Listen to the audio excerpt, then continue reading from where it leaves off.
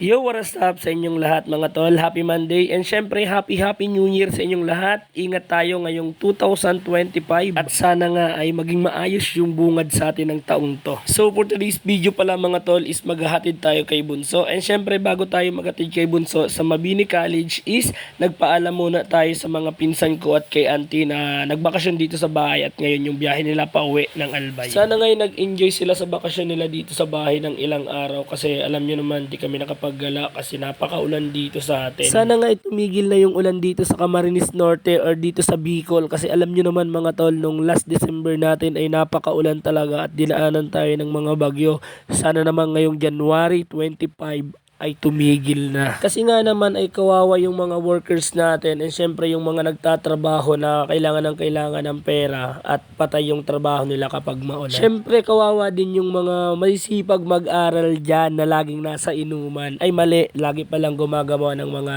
project or school works nila. Ayan. Shout out sa inyo.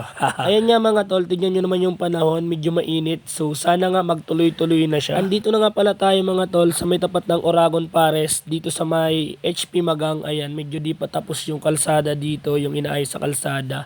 So sana matapos na para madaanan na agad ng mga biyahero natin. At ayan nga mga tol, andito na tayo sa may tapat ng Camarines North State College. Ayan, back to school na rin sila dyan sa college dyan. And syempre alam ko back to school na sa lahat ng school ngayon, mapa-college, elementary, high school. Ayan, ingat kayong lahat at syempre magdala kayo ng payong kasi di natin alam yung weather natin dito sa Bicol. Naulan at biglang nainit.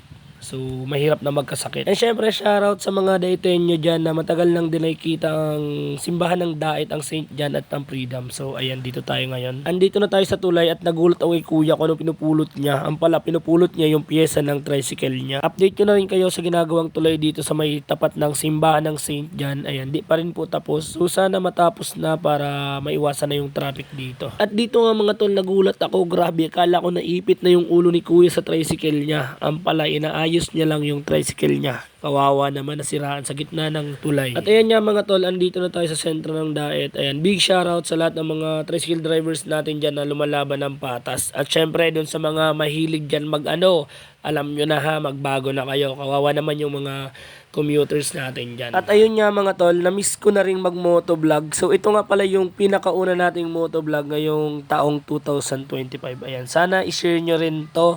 At yung sa iba pumalo na rin po kayo. Andito na nga pala tayo mga tol sa may tapat ng Dait Elementary. Ayan, shoutout sa lahat ng mga nag-aaral dito. And syempre sa mga teacher dyan.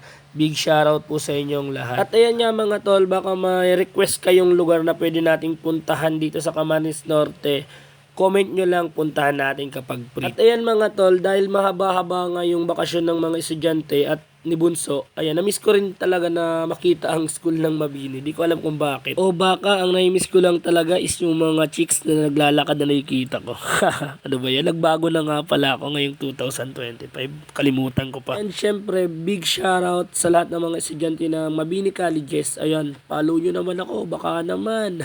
At ayan nga mga tol, lumiko na nga pala kami dito kasi dito yung high school department. At ayan nga, munti kaming mahagip ni kuyang tricycle driver. Shoutout sa iyo kuya and syempre sa lahat ng biyahero, mag-ingat po tayo ngayong 2025 kasi mahirap na. Ayan nga mga tol, andito na tayo sa tapat ng Mabini Colleges High School Department at si Bunso agad-agad nang tumawid kasi late na daw siya.